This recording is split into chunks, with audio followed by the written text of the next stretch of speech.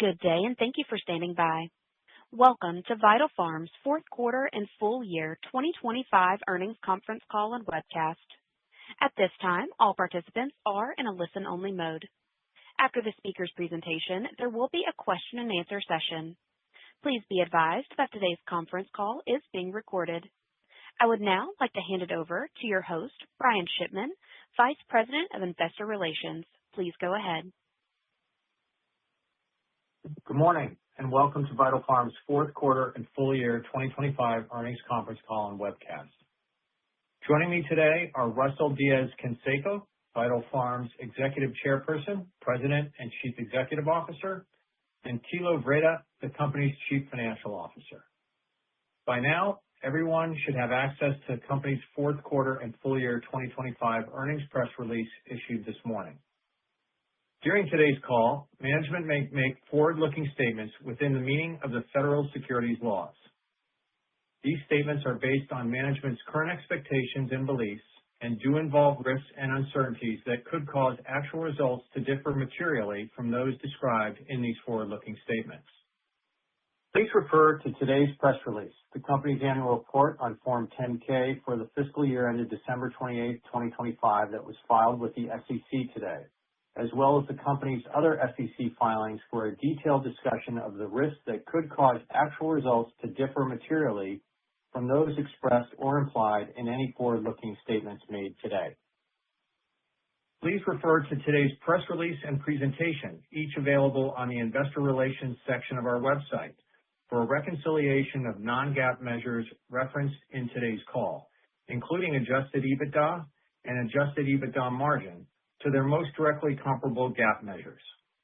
While the company believes these non-GAAP financial measures provide useful information for investors, the presentation of this information is not intended to be considered in isolation or as a substitute for the financial information presented in accordance with GAAP.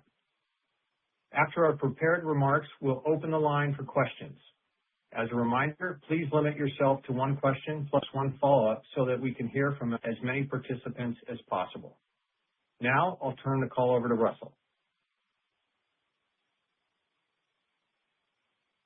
Thank you, Brian, and good morning, everyone. Before we walk through our record 2025 results, I want to share an important leadership update. After nearly 20 years of visionary leadership, our founder, Matt O'Hare, has decided to retire as Executive Chairperson and as a member of our Board of Directors. Matt founded Vital Farms in 2007 with just 20 hens. Beyond building a brand, he pioneered an entirely new category in the grocery aisle based on the belief that we could scale the humane treatment of animals. Equally important, he was determined to operate Vital Farms as a truly different company, one galvanized by a common purpose of improving the lives of people, animals, and the planet through food, and with a focus on positive long-term outcomes for all stakeholders. It is an honor for me to build on his legacy of vision and leadership over the last 20 years and continue our journey toward becoming America's most trusted food company. Matt remains our strongest advocate and our single largest shareholder, and I'm thankful to continue to partner with him as an advisor to me and the rest of our board. Effective February 24th, the board appointed me to serve as Executive Chairperson and CEO.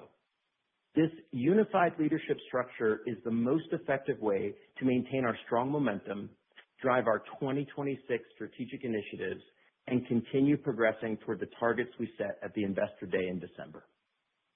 I'm also pleased to share that Denny Marie Post will continue to serve as our lead independent director. Denny's extensive experience as a public company CEO and her deep commitment to our stakeholder model provide the oversight and strategic perspective that are vital to our governance structure. Our board remains committed to robust, independent oversight and will continue to maintain high standards of corporate governance as we enter our next phase of growth. I'm grateful to be able to partner with Denny as we look to the future. I want to start our update where I always do, which is by acknowledging our crew. In 2025, we meaningfully fortified our operational capabilities, and it was the resilience and commitment of our team that made that possible. As I reflect on 2025, it's clear that Vital Farms has built greater organizational strength while also delivering strong financial results. We didn't just grow, we scaled while staying true to our mission. We're proud to have successfully completed our major 2025 initiatives.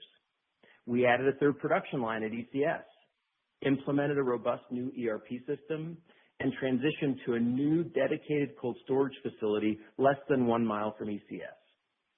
We've also rebuilt our inventory and remediated the previous material weakness in our internal controls, which Thilo will discuss shortly. For the full year 2025, net revenue grew more than 25% to $759.4 million, which was the midpoint of the revised revenue outlook we shared at our Investor Day in December. Adjusted EBITDA exceeded $100 million for the first time in company history, growing 31.6% to $114 million. Now let me walk you through several of the milestones that I'm incredibly pleased our team accomplished last year, laying the foundation for our future growth.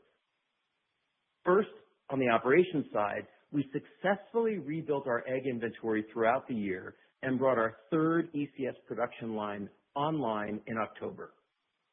We can now dedicate the first 2 lines to longer production runs of our top 4 SKUs, while using the third line for specialty SKUs with lower volumes. This change increases our efficiency, and we're excited to see productivity improve over time with all 3 lines up and running.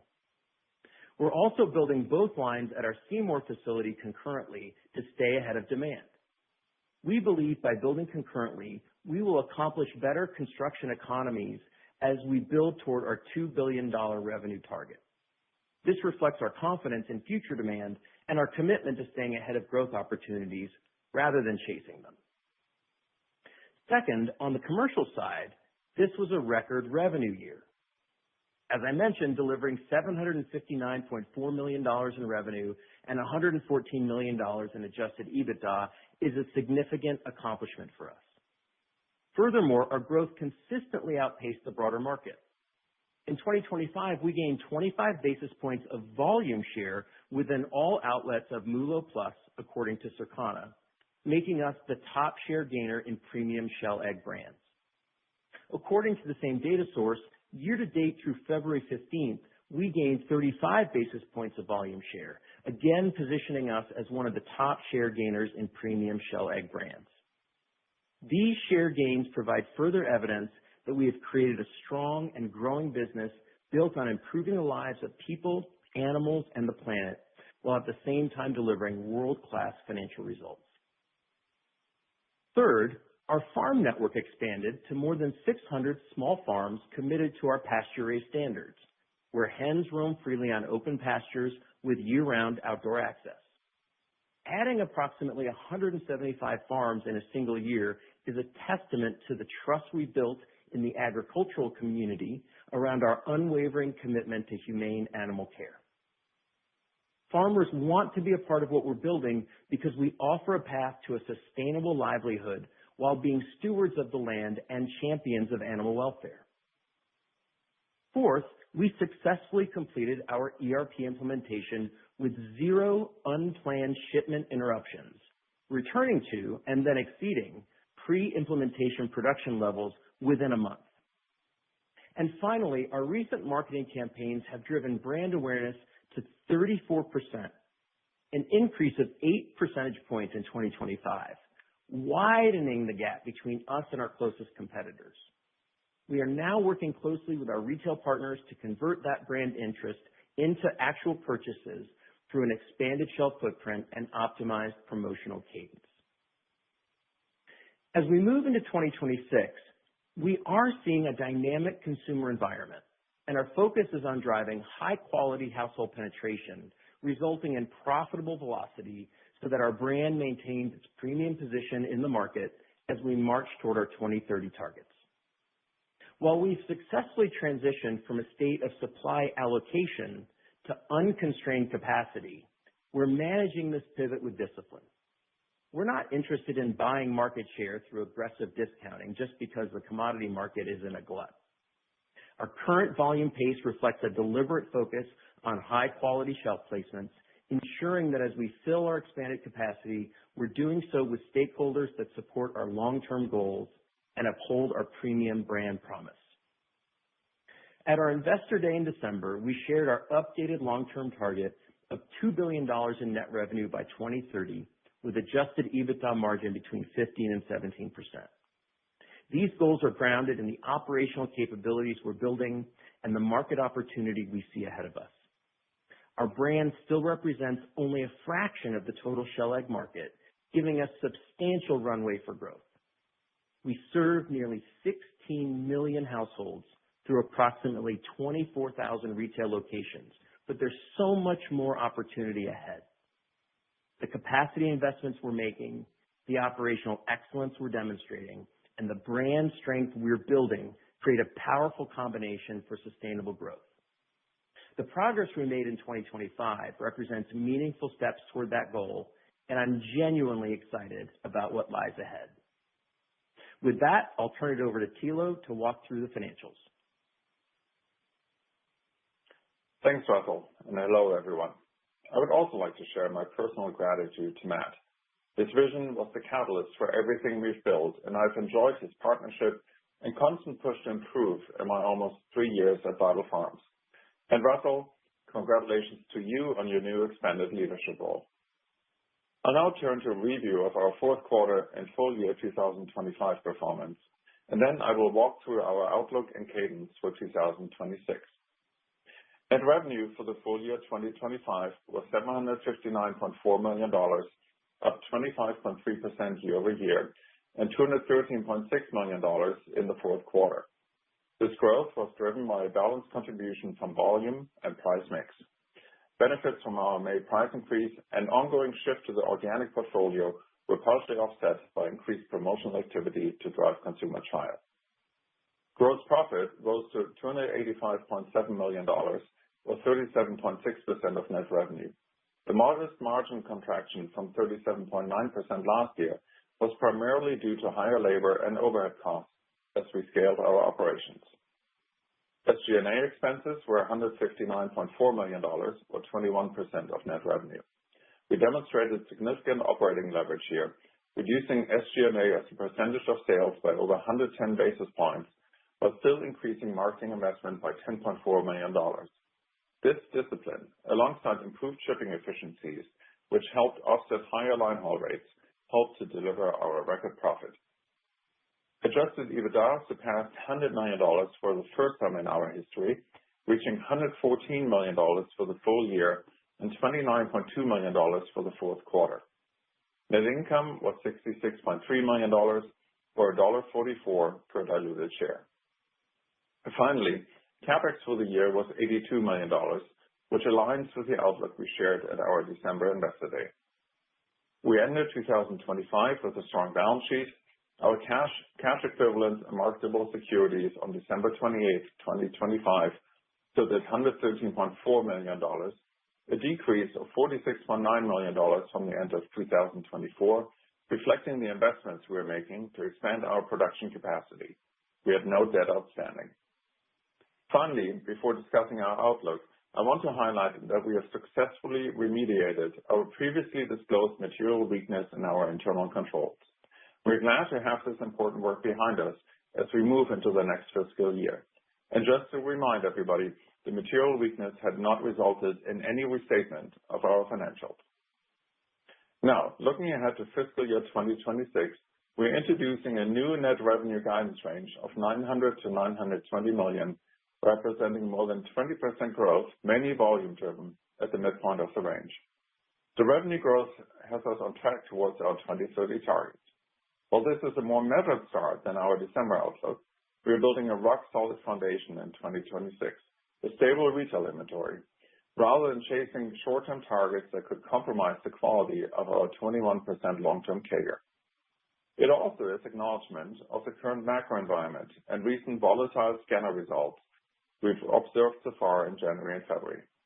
Even though we have already gained healthy volume share year to date, as Russell had mentioned earlier, volume growth so far is lagging our initial expectations. After the previously discussed several weeks of slow shipments following our ERP implementation last year during the lead-up to the peak holiday period, we are still recapturing shelf space. At the same time, we're having fruitful conversations with our retail partners about expanding our shelf space over the course of the year, and retailers are excited about our improved supply this year and the role that we continue to play in the exit. In addition, the two severe winter storms over the last 4 weeks make retailer orders additionally challenging to calibrate against what we would consider normal demand. We believe all these fluctuations are more reflective of short-term market disruptions, and we see continued healthy consumer demand, which is supported by our consumer survey data. We continue to prioritize profitable velocity over simply chasing raw volume growth. Consequently, we are setting adjusted EBITDA guidance to be within a range of $105 to $115 million this year. This reflects a margin of 12.0% at the midpoint, which is within the range of our previous 2027 long-term targets and puts us strongly on the path to the new 2030 long-term targets we committed to at the Investor Day. With the improved supply dynamics also talked about, I want to spend a moment on how to think about cadence for the year. In the first half of 2026, we anticipate some short-term noise in order patterns from recent winter weather events and as our retail partners normalize their inventory levels following our move out of supply allocation. We view this as healthy stabilization that allows us to enter the back half of the year with a clean runway and high-quality shelf presence.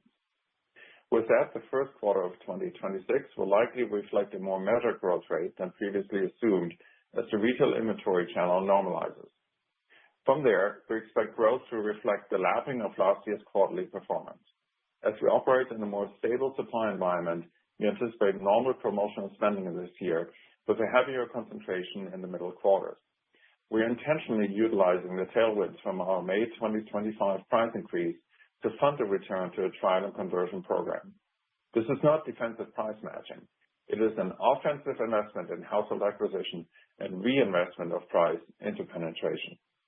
Consequently, our margins reflect the strategic promotional activity, our continued investment in ECS staffing, and the impact of the volatile Q1 ordering environment. Finally, we expect CapEx of $140 to $150 million in 2026. Our CapEx guidance reflects continued investment in long-term capacity and infrastructure, including progress at vital crossroads. At the same time, we remain focused on disciplined capital deployment and free cash flow generation, consistent with our long-term, owner-oriented mindset. While we expect to fund our 2026 projects primarily through existing cash and operating cash flow, we are evaluating the most efficient capital structures for our expansion, including the potential use of our revolver or other ways to optimize our balance sheet. To be clear on our capital allocation priorities, our primary commitment is the completion of Seymour. But that leaves us with untapped debt capacity, and our board of directors authorized a $100 million 2-year share repurchase program. We're in the unique position of being able to fund our largest ever growth cycle while simultaneously having the balance sheet flexibility to defend our intrinsic value if market dislocations occur. Looking forward, we anticipate a meaningful pivot to strong, sustainable free cash flow generation in 2027 and beyond once the heavy spending on VXR is completed. As mentioned before, we expect each CapEx dollar dedicated to our new facility to generate more than $5 of annual revenue capacity. As these assets come online, we expect to see significant cash flow accretion as we leverage the infrastructure we are building today. Our long-term guidance remains unchanged. We're targeting $2 billion of net revenue by 2030 with a gross margin of 35% or better and an EBITDA margin of 15 to 17%. This is an exciting time at Vital Farms. We have highly loyal consumers. We continue to expand and deepen our relationships within our network of more than 600 small farms, and we remain focused on driving greater retail penetration and raising brand awareness to deliver our eggs and butter to more and more households with each passing year. Once again, we thank you for the time and interest in Vital Farms today and for the confidence that you have placed in us with your investment. Now let me turn it back over to Russell. Thank you, Thilo. Before we open the call for questions, I want to circle back to where I started, with gratitude. To Matt for his vision and his leadership. To our crew who executed through our ERP transition and brought our third line at ECS online seamlessly. To our farmers who expanded their capacity alongside us while maintaining the highest standards of animal welfare. And to our retail partners who continue to believe in our mission. Thank you. This foundation of trust and collaboration is what gives us such confidence in the growth potential in the years ahead. The capacity investments we're making are about ensuring that when a consumer reaches for Vital Farms, we're there every time at full strength. The organization's values are as strong as ever, and our crew continues to raise the standards for the Vital Farms brand and to drive the organization forward. Looking ahead, we believe we remain structurally advantaged with significant long-term opportunity. Our brand still represents only a fraction of the total egg market, and we enter 2026 with unconstrained supply, giving us substantial runway for growth.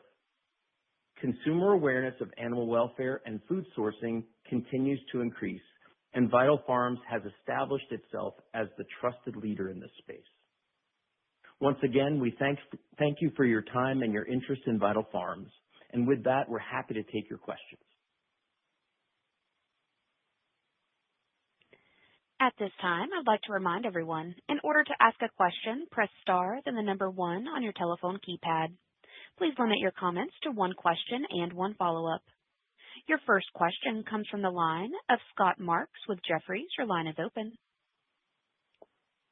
Hey, good morning, all. Thanks so much for taking your questions. Morning. Obviously, just wanted to ask a little bit about expectations for the year relative to what was laid out at Investor Day. Obviously, been some volatility with winter storms, some of the order patterns you mentioned. But maybe what was it that gave you the, confidence to change the outlook now as opposed to maybe waiting a little bit, until later in the year to see if some of this volatility normalizes? Thanks, Scott. Hey, it's Russell. So I'll kick us off, and then we'll ask Thilo to chime in as well. We've run this place with a lot of intentionality for a lot of years, and this isn't the first time that we've seen some kind of volatility in the broader category, and we've seen some noise from things like winter storms. We always want to make sure that we're setting ourselves up for success, and that we're setting ourselves up to meet and exceed the expectations we line out for ourselves and that you all have for us. And I think this guide gives us the right amount of room and flexibility to, again, build on all the strengths we're coming into the year with, while still acknowledging that there's a broader macro environment in which we're operating, and there's a lot of short-term noise in sort of what all the various players are doing to make sure that they can sell all the eggs they're producing.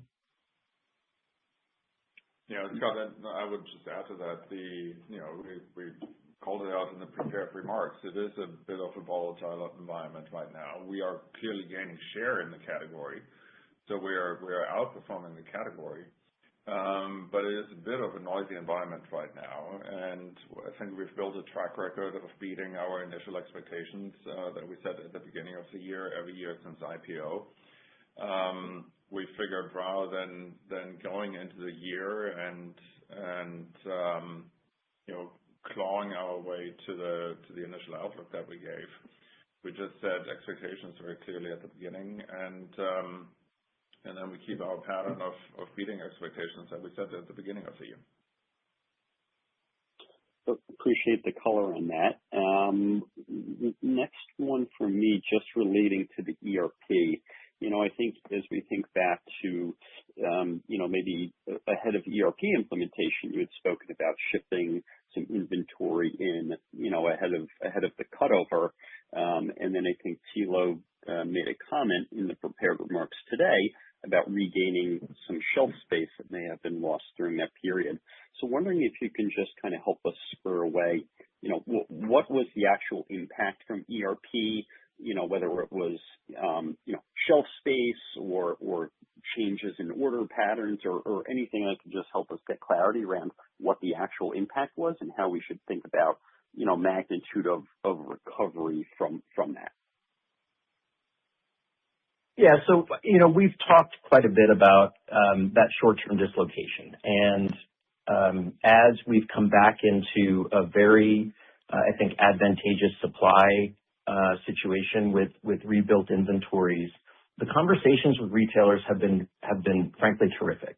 We've shifted from, hey, can you ship what you're talking about, to how can we grow together? And so I'm looking forward to reset cycles this year based on those early conversations.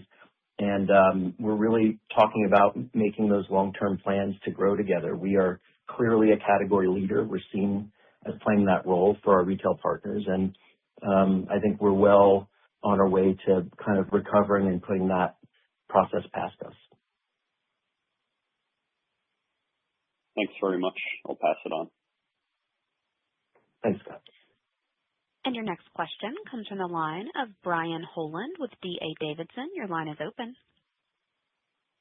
Thanks. Good morning. I wanted to ask Brian. about, some of the comments that you made around the challenging sort of macro environment and squaring that with, your core consumer, and some of the behavioral metrics that you described.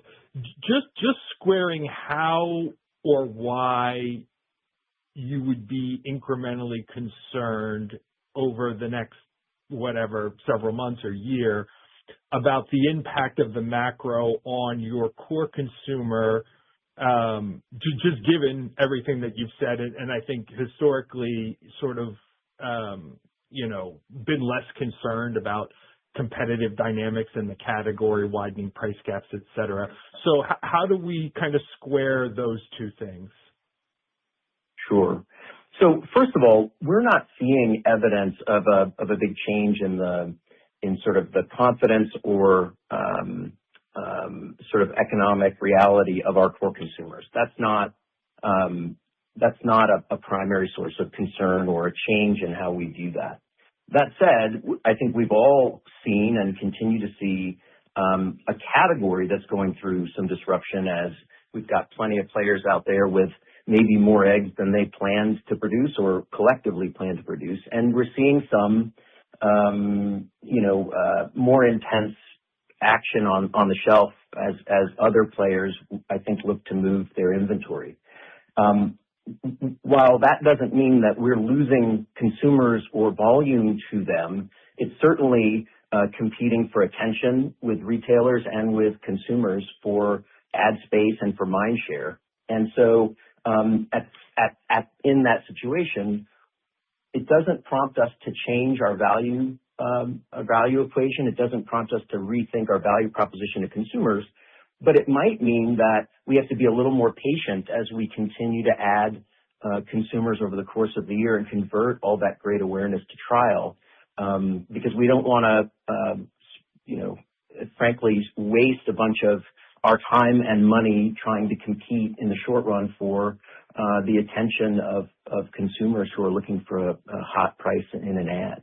And so we just have to, I think, set ourselves up to continue to take a really measured approach to adding high-quality households and high-quality new placements, and let some of this other noise kind of play itself out. Okay, and then kind of playing this forward, outlook this year, I think, is low 20% range on the top line.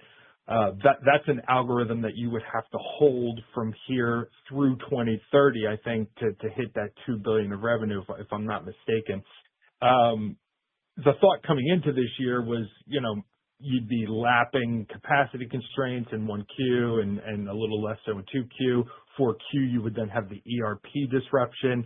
So, quote unquote, easier compares. Now we've obviously introduced some volatility, as you referenced, whether that's weather or some other things in the category. So how do we think about the level of confidence, the sources of confidence behind maintaining this level of growth, which really demands almost no deceleration from here through 2030? What are the sources of confidence behind that? And then maybe if I could just ask, what flexibility would you have from a capacity standpoint and a build-out standpoint as it pertains to Seymour if the sales decelerated at a greater rate than what you're projecting? Sure. So again, the consumer value proposition is still very much there. And, I start with all the work we did last year to make sure that we took supply chain and supply chain constraint off the table in terms of being a constraint to our continued growth. So we've got the capacity at ECS. We've got our third line, which gives us the opportunity to lean in both to capacity expansion and efficiency because we can allocate space to the various lines more efficiently.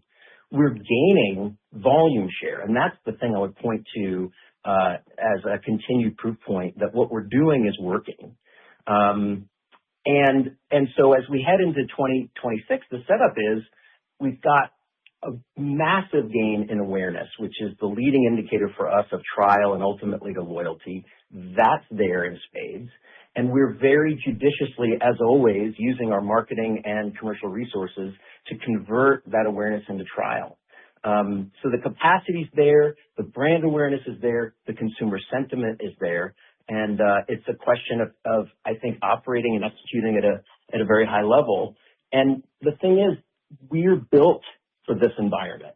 We are, I believe, we've got the best team in the business, the best brand in the business, the best supply chain in the business, and this is a year in which our ability to execute at a high level will continue to drive our growth. And Brian, I would add to that unlike in the previous last few years, growth this year is going to be pretty much all volume growth.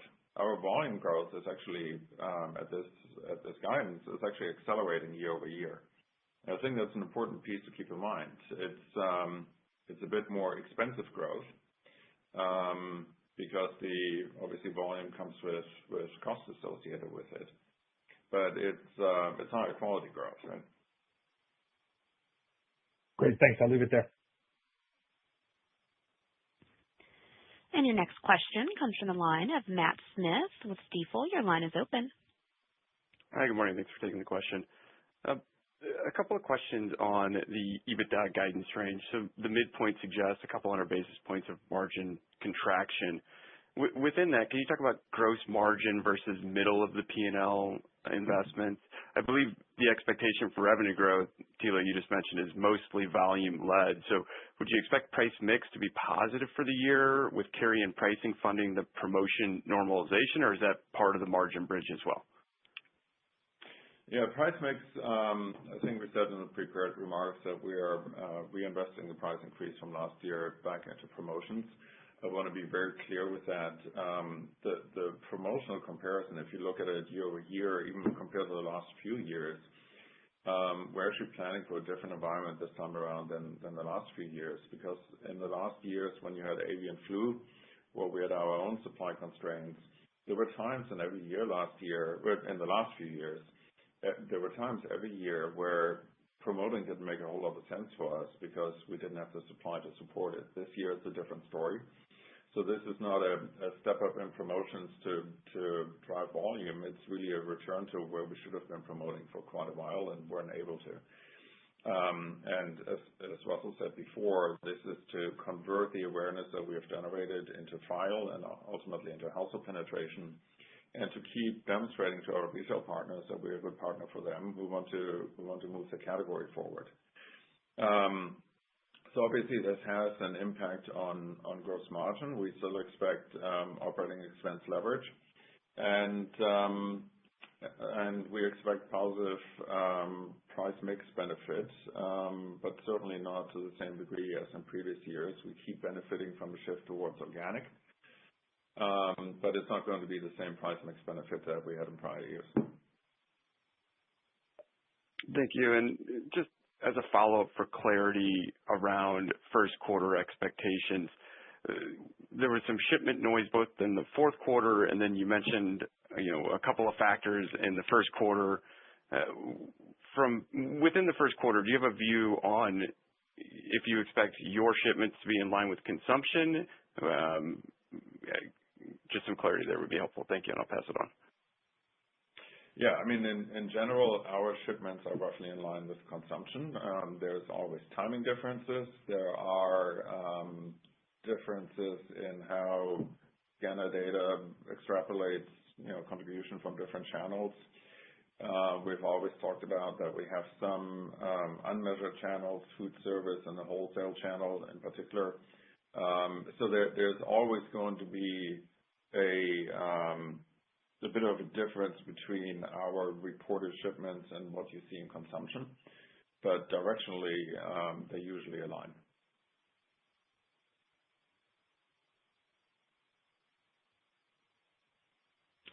And your next question comes from the line of Robert Moskow with TD Cowen. Your line is open. Hey there, this is Jacob Henry on for Rob. Thanks for the question. I think just one from me. I know you've talked before about building confidence with retailers before getting more shelf space. So on that topic, I'm just curious if you can provide an update on where you feel you stand in that process. Like, do you have any visibility into any green shoots with retailers where maybe there are plans in place to get that third or fourth SKU, whatever it may be, or is this kind of more of a long-term conversation? Yeah. So without being specific, the conversations are going very well. We are operating at a very high level. Our service levels have really recovered from a year of being much more constrained in supply, as we've talked about over the last 4 quarters. And so those are very fruitful retail conversations. We're a powerful tool for a retail category manager to grow their category profitably with our partnership. And so these are welcome conversations. They're fruitful ones, and we're excited to share more as those resets occur.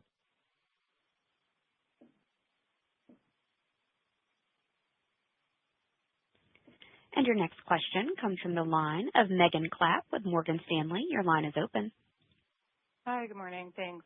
Maybe just to follow up on the first quarter on Matt's question, just to put a finer point on it. I think you said relatively in line shipments for scanner. I think, Thilo, in your prepared remarks, you also said just a more measured start versus what you had previously expected. I think you had previously expected the first half would be stronger than the second half, just given some of the easier laps. So is it still fair to assume in 1Q you would expect, and 2Q for that matter, you would expect the revenue growth to be above the full year guide?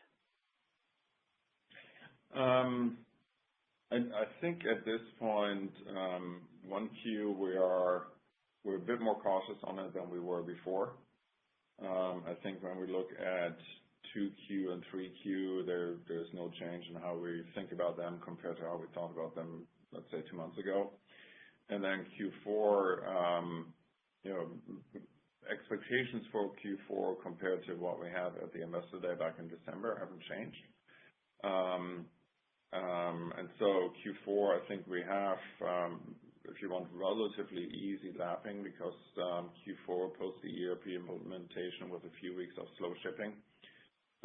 There's just easy lapping that we can catch up on. And so with that, maybe the second half might be a bit stronger than the first half. That's how I would look at it right now. Okay.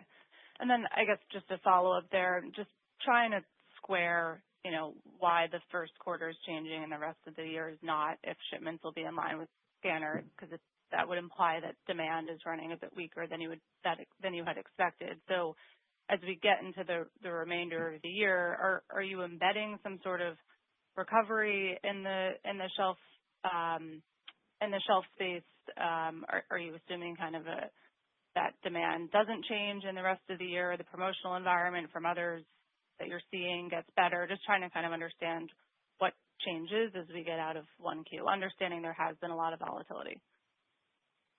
Yeah, I think there are 2 kind of underlying or maybe spring-loaded drivers of that consistency and that growth.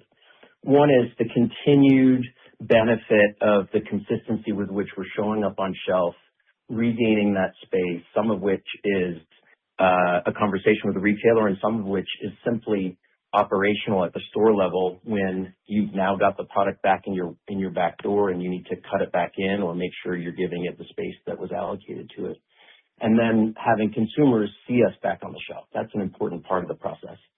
And then, the other part is that we're having very fruitful conversations with retailers about continuing to expand distribution, expand placements as part of our ongoing long-term strategy for growing with the best retailers in the country. And so a lot of that has to do with kind of the consistent strategy of expanding those top 4 SKUs and demonstrating the performance that they deliver for our retail partners.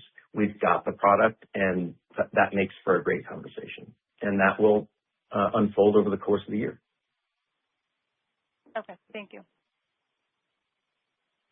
And your next question comes from the line of Jon Andersen with William Blair. Your line is open. Hey, good morning. Thanks for the questions.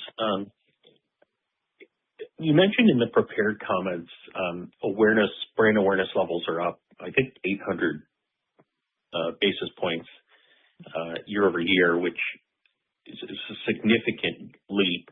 I'm wondering if you could talk a little bit about what you see as, the key drivers there and that kind of acceleration in brand awareness over the past 12 months. And I guess peeling the onion a little bit, there's kind of really positive awareness and maybe more kind of awareness that might come into being for more mixed reasons. And I'm just wondering if you could talk a little bit about the equity of the brand and what you're seeing and maybe some of the panel data in terms of loyalty and repeat at present, and if there are any levers or adjustments you think you need to make from a value proposition standpoint.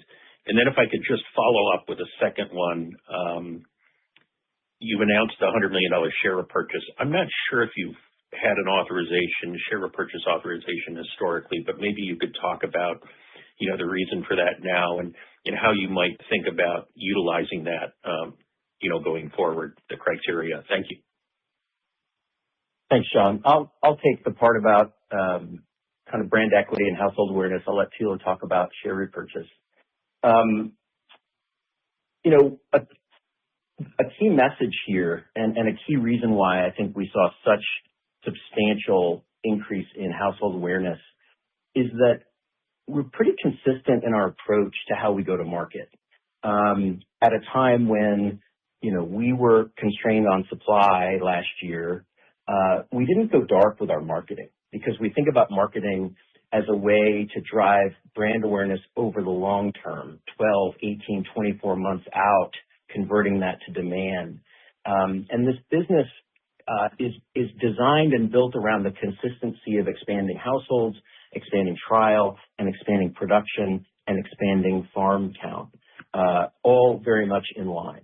And the net result of which is that we didn't go dark when we might have, simply because we didn't have as many eggs as we would have liked to sell or as much production capacity as we might have liked.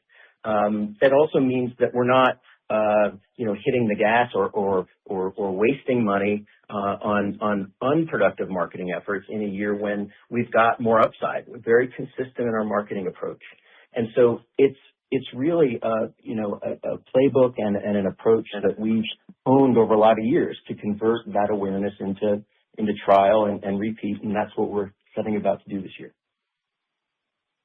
Yeah, and then John, on the share repurchases, we did not have a share repurchase authorization before. This is the first buyback program that the board has authorized since the IPO. And I would say there are 2 factors at play here. One is, look, we're listening to shareholders. We're listening to the buy side, the sell side. And we've gotten a lot of questions over the last 12 months in particular about how we use our balance sheet. We have this unused debt capacity. As you know, we are debt free. We have over $100 million in cash. And we're investing this cash in building out the Seymour facility this year, but that still leaves a lot of balance sheet potential there that we've been holding as dry powder, and now is a good time for us to think about what can we do with that dry powder to create shareholder value. And so that is where this decision to create the share repurchase authorization, so that when there is an opportunity in the market to buy back our stock at attractive levels, that we're able to step into that. That is really the reason behind it. I would look at it as a sign that we're maturing as a company a bit. We're doing the things that we think are the right thing for creating long-term shareholder value, and it's a sign that we're listening to the shareholder conversations that we're having. Makes sense. Thank you, guys. And your next question comes from the line of Ben Mayhew with BMO Capital Markets. Your line is open. Hi, thank you for taking the questions.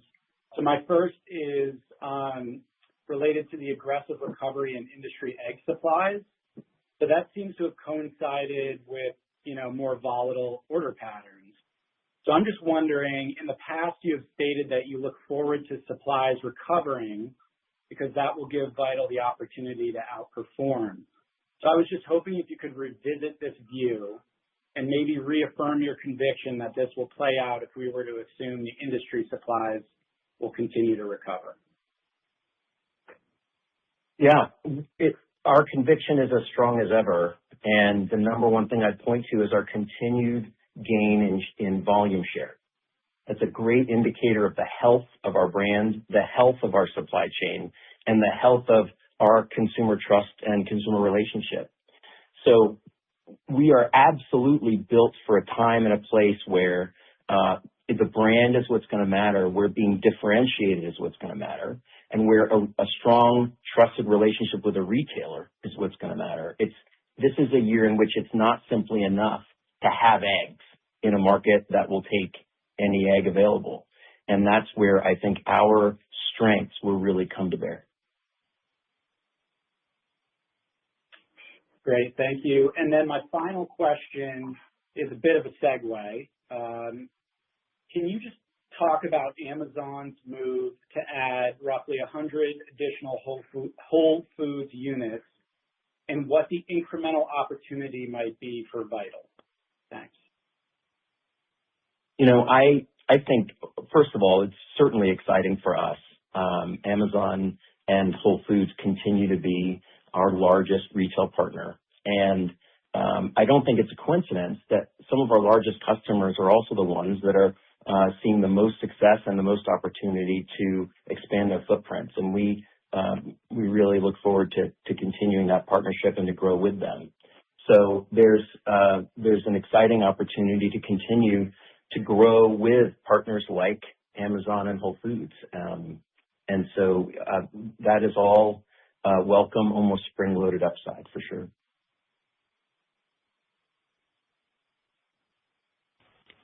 And your next question comes from the line of Eric Des Lauriers with Craig-Hallum. Your line is open. Great. Thanks for taking my question. Just wondering if you could provide a bit more color on what you're seeing year to date in the pasture-raised category overall. And then in terms of the second half stabilization or perhaps even, Q2 stabilization, do you see category stabilization as sort of a prerequisite to your order pattern stabilizing, or is there something in the conversations you're having with retailers that gives you confidence in that second half stabilization, sort of irrespective of what the category does? Thank you. Yeah, thanks for that. So the pasture raised and I would say more broadly, the outdoor access category continues to be the strength in egg category overall, gaining volume share, gaining dollar share, against a backdrop of more muted volume growth for eggs overall. Historically, egg consumption has grown about with population growth in volumes. But that's been very different for specialty and branded products and offerings like ours, where we've driven a large share of overall category growth and much outsized relative to our share of the category. And we're seeing that strength continue.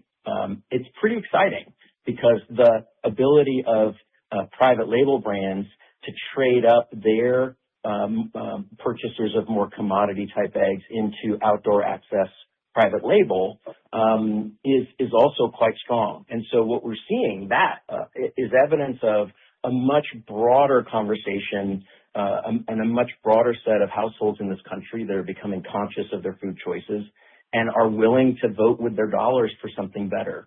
So it's a real validation of what we've been doing for a lot of years, and we see it as a sign of strength.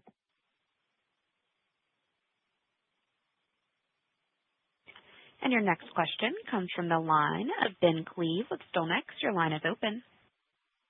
All right. Thanks for taking my questions. I'm wondering if you guys can help us understand the magnitude of the promotional increase that you have talked about on the call today. We certainly knew there was going to be an increase this year, but I'm wondering, first of all, if the magnitude of the promotional increase this year is kind of in line with what you had thought it would be historically, and then also the degree to which the EBITDA margin compression this year is kind of in line with what your thoughts would have been around the Investor Day a couple months ago. Sure. Thanks, Ben. I wouldn't characterize our promotional cadence or stance as stronger or deeper than we had originally projected. This is very much a return to a more normal cadence of promotional spend, and that certainly hasn't changed. What's really different for us versus other players in the category is that we're not creating promotions to drive volume in the short run, which we see as maybe a way to rent volume share, but not actually to substantially move the business forward. We're using promotions to drive trial and begin that process of converting a consumer to our brand.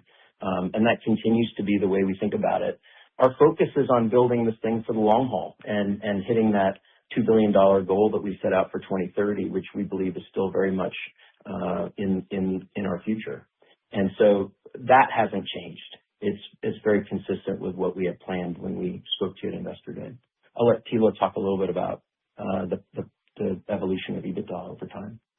Yeah, Ben, just to put what Russell just said differently, the way we are thinking about promotional spending this year is it won't be different from how we have spent on promotions in the past in specific quarters. And the reason why I put it that way is, as I said before, over the last few years, I don't think there's been a single year where we ran promotions for the full year, because there was always some outside event, AI, our own supply constraints that prevented us from running promotions for the full year.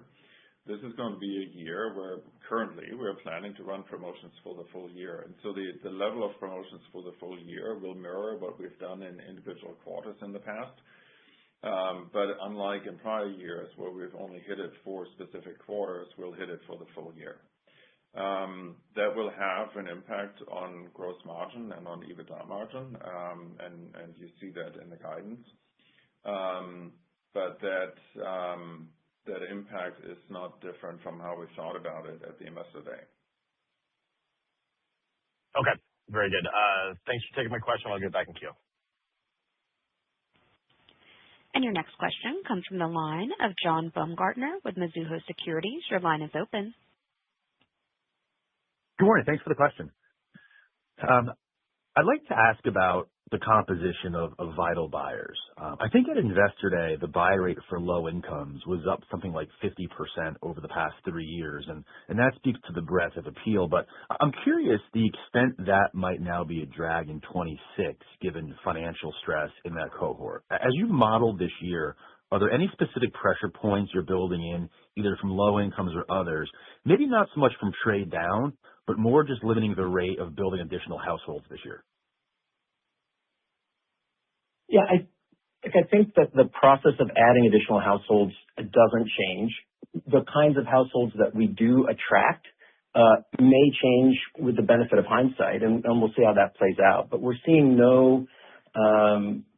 we've got no reason to think that our ability to attract and retain new households this year is off algorithm or outside of our normal sort of growth formula.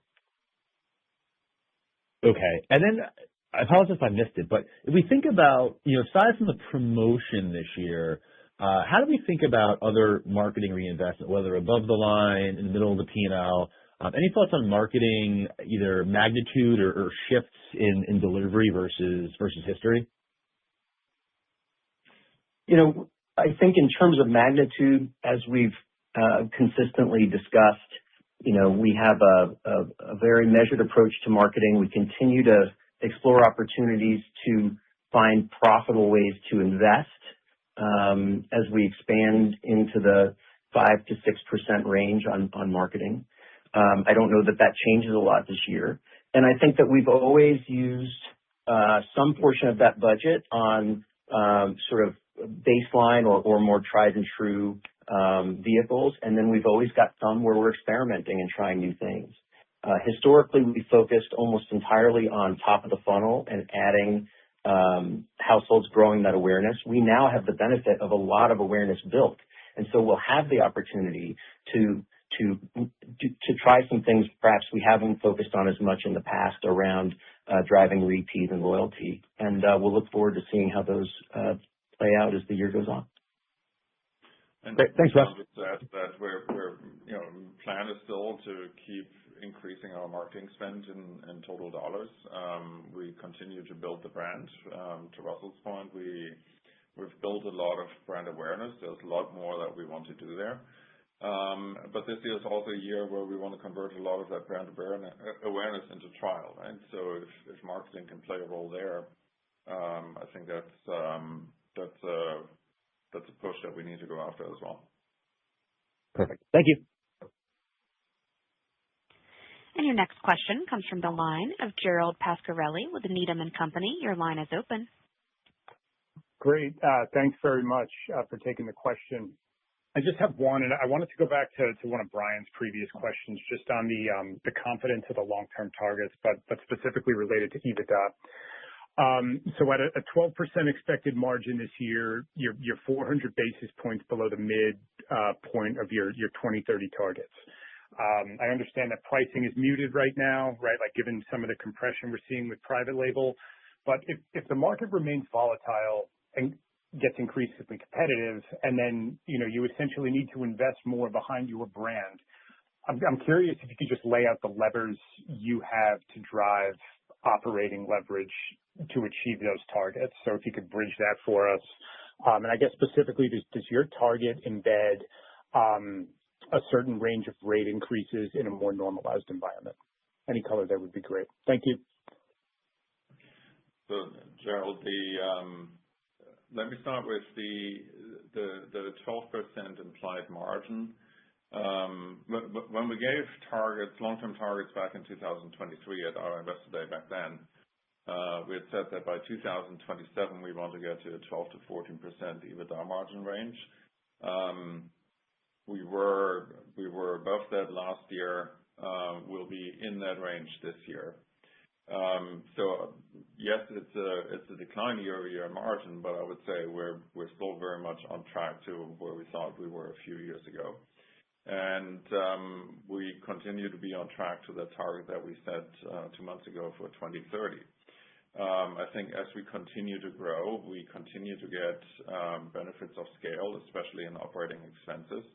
We talked about, and you can see that in our numbers, how our SG&A scaled last year. It will continue to scale this year. This year, because the growth is so much more volume driven than prior years, there is an impact on gross margin which flows through. But overall, in operating expenses, every year we're getting scale benefits just from the growth that we're generating on the top line, and not having to grow operating expenses to the same degree. Perfect. Thanks. There are no further questions at this time. I turn the call back over to Brian Shipman. Great. Thank you for your time and interest today. Please feel free to contact us with any follow-up questions. Have a great day. This concludes today's conference call. You may now disconnect.